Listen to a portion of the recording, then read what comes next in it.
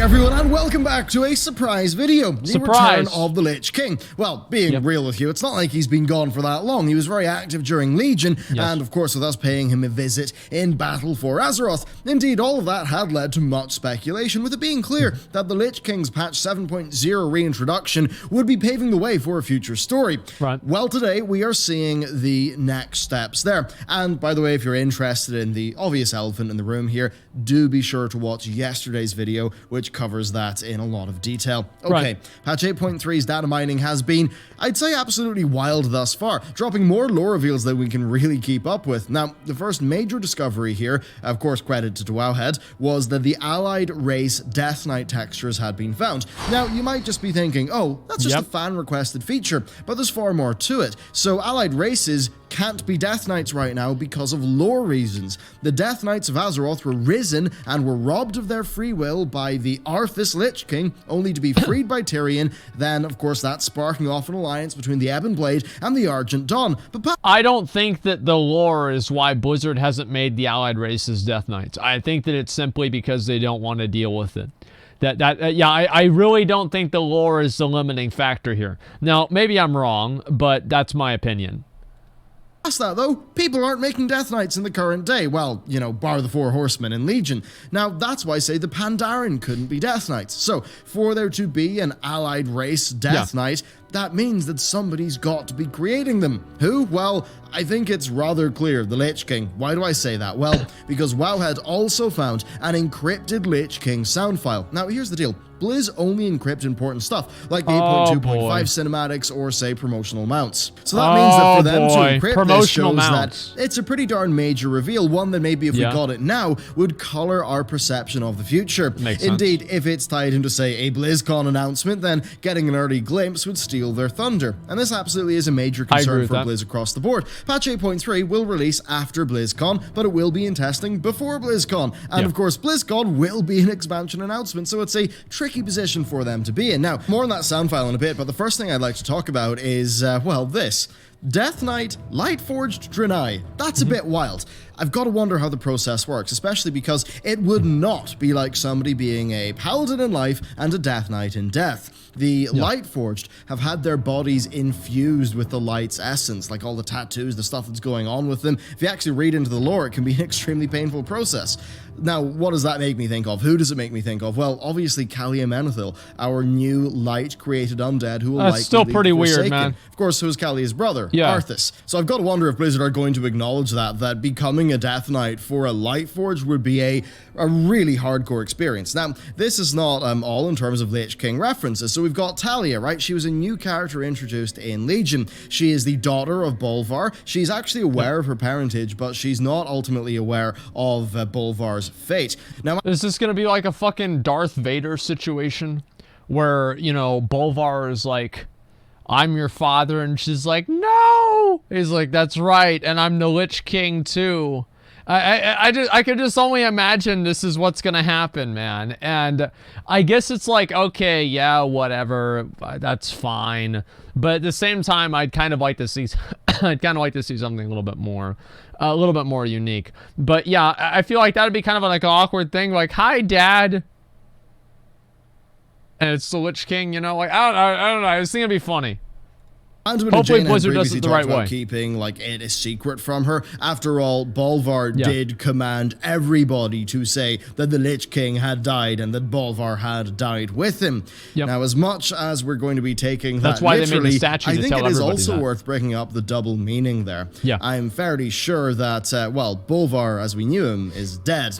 Being merged with the Lich King, you know, sitting atop the frozen throne and the Helm of Damnation that even shows him visions that he admits he can't really understand. Well, that changes people. I mean, Bolvar commanded his Death Knights to steal Tyrion's corpse in order to raise him as a Death Knight. That's not something that regular Bolvar would do. So when he says that... Well, it's also not something that evil Bolvar would do. Like, Bolvar wanted to raise Tyrion because he wanted to use Tyrion to fight the Burning Legion. So even though Bolvar was doing something, it's like, is raising Tyrion kind of a dick move? Yeah, I mean, I guess. But at the same time, he's trying to raise Tyrion to help him out again. So is it really that bad of a problem? It was a good thing. Yeah, it was a good thing. Like Bolvar, it's like the new Lich King is like Illidan. Illidan had good intentions, but he's just a fucking asshole, right? And he was like, you know what? He's like, you know what? If this is a problem, it's like, oh, your arm hurts, cut off your arm, right? It's like, yeah, it's a solution, not a good solution, but yeah, points for trying at least. That's basically what's going on here. I really don't think that the Lich King is like this fundamentally evil force. And to say that like, oh, his mind has been corrupted as time goes on, that is such a cheap ass bit of fucking bullshit, dude. And here's why. Is because if that happens, then people are going to be like, well, how are we supposed to know that? Like, it's going to come out of nowhere for people, because last time they thought of it, they're like, oh, we were talking to Lich King. That's the guy that gave me my legendary. That guy's awesome. Or my artifact. I mean, that's my boy, dude. It's the Lich King. That's basically like the High Lord of the Paladins, except for he's the Low Lord, you know, or it's a fucking Lich King, okay? Bolvar Fordragon died with him, well, I think there's a good degree of truth there. Now, going back to 8.3, at a point after the conclusion of the Ny'alotha events, Jaina and Anduin are talking about the future and their desire to bring justice to Sylvanas. However, Anduin notices a messenger from Kulturas, and he proceeds to ask Jaina about it. So, Jaina reveals there was a letter from a certain eager cadet asking to see Stormwind and learn more of her father. So, it's obviously Talia.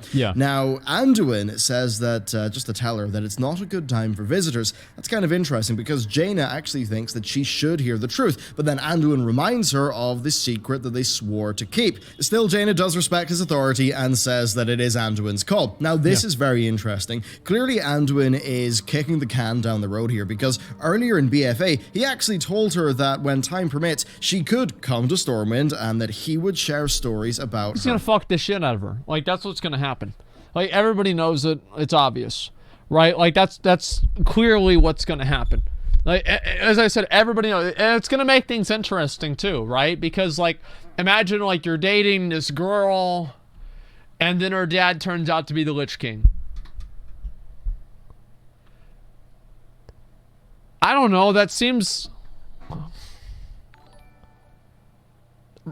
That sucks. Like, for what... It just simply sucks, man.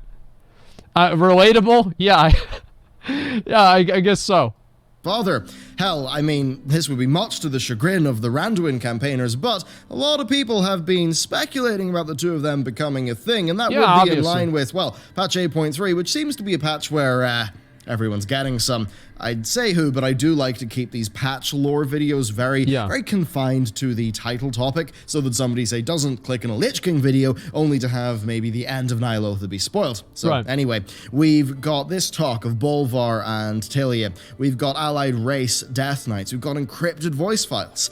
Death sure is important to World of Warcraft. I think we need to go back, though, to the vol'jin questline of Battle for Azeroth, because just before we travel to Icecrown, Bomsamdi says this: "It be more than a pretty throne, it be an anchor that holds this world to the next." So, yeah, clearly it's a gateway to the Shadowlands, or something to that effect. What? Now, we know that Sylvanas wants everything to serve death. Now, we don't know if she's referring to a particular death entity, or death itself, or that she just wants to master death, but either way, the Lich King is not a fan of her, saying that she pretty much upsets the balance. Now, given that Blizzard are setting this up, you know, just before the next expansion comes out, I think it's highly possible that this could be a feature in it. Now, if we were going to the Shadowlands, which I think I think that's a given, right? Based on all the lore we've got thus far, and where we last left off with vol'jin, then the Frozen Throne is clearly going to be important, with it being an anchor between worlds. Now, what form the Shadowlands stuff could take,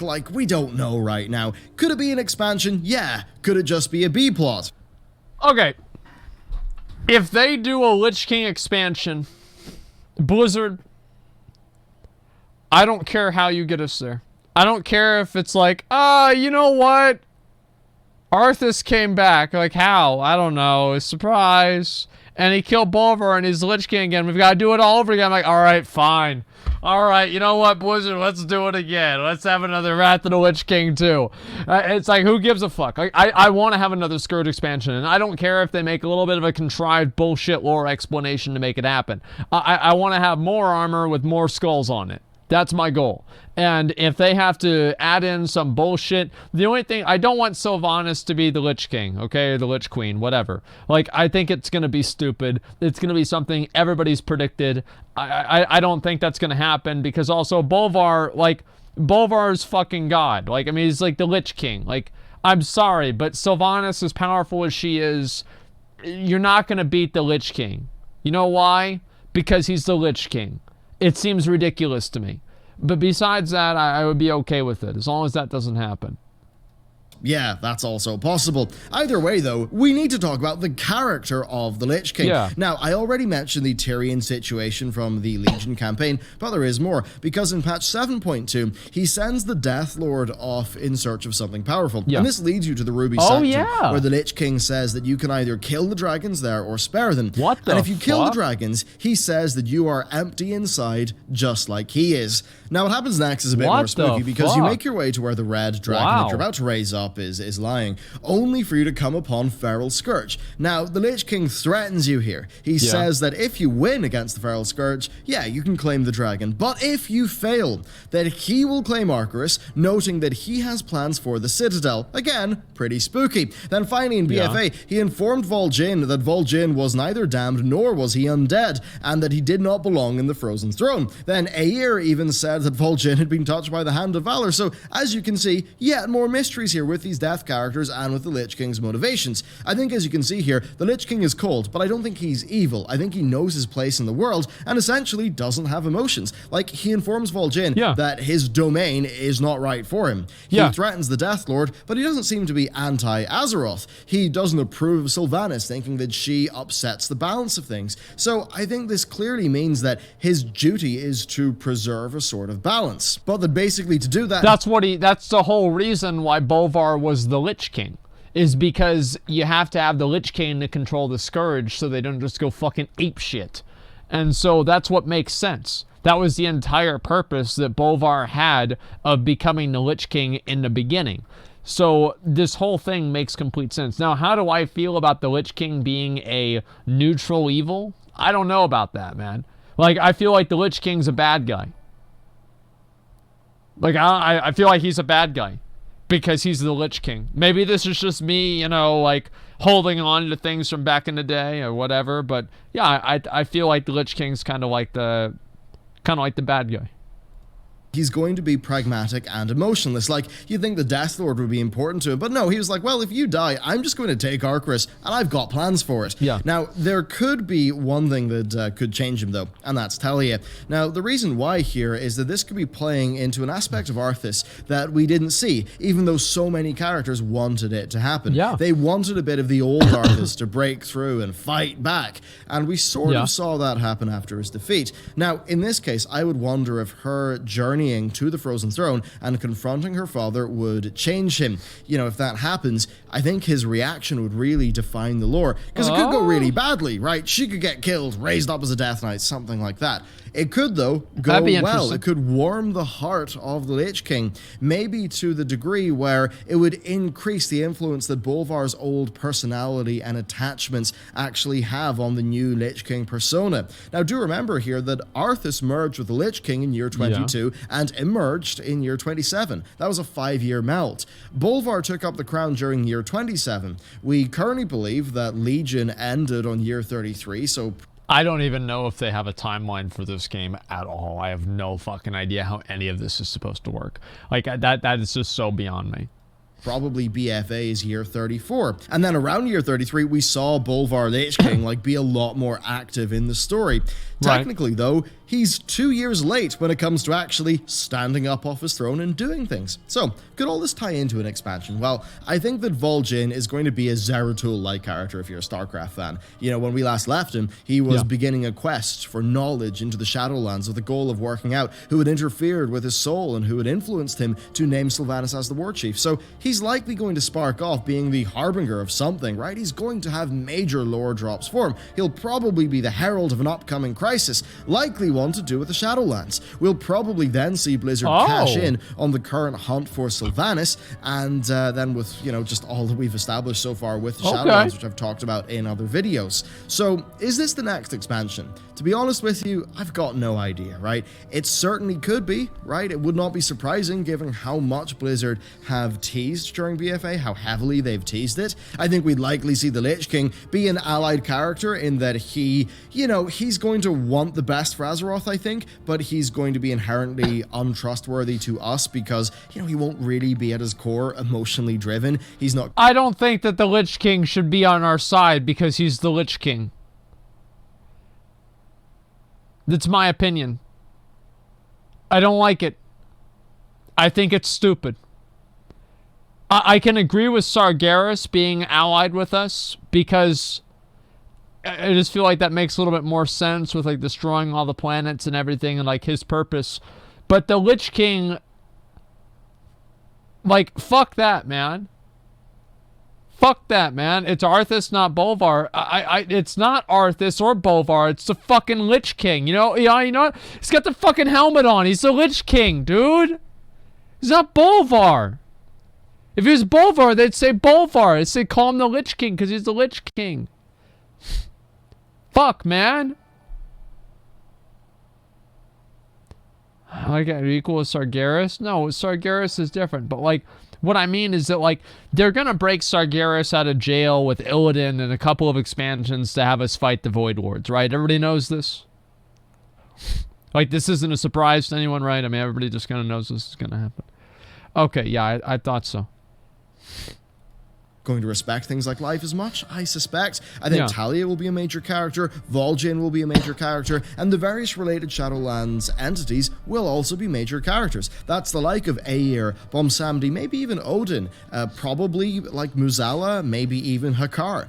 Now, I'm going to leave you with some tidbits here, right? This is really fun. Neither Ner'zhul nor Arthas fully unleashed the undead. And that was confirmed by Chris Metzen ages ago. And Chris even said that we should speculate as to why. Now, of course, Chronicle later did suggest that it could have been that they were aware of the existential threats to the planet and planned to use the undead sort of in that capacity, but still a bit of a spooky thing. And I've got another tidbit for you, because whenever Bolvar put the crown on his head, Blizzard played the main part of Yogg-Saron's theme, and Blizzard later said that there was a deeper connection there between those two characters, but that they did not do it justice in-game. So, with what I've teased you with, I'll now take my leave, but, well, let's just play the clip. Thank you for watching. I'll see you next time.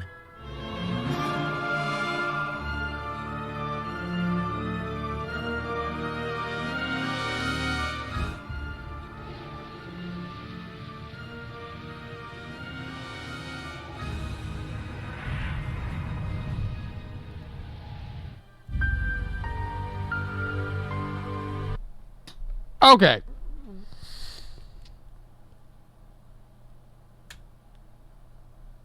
That's extremely interesting. That is extremely interesting. Yogg-Saron? Whoa, what's going on here, boys? I cannot believe that they planned it that far in advance. I'm sorry, I can't believe it. Like, there's there's no way, dude. There's no There's no fucking way. What if they did? I mean, they do call their studio or whatever they do when they come up with this shit. Remember, they call it their dojo. And they don't allow outside influences in their dojo. No negativity. It could very well have happened.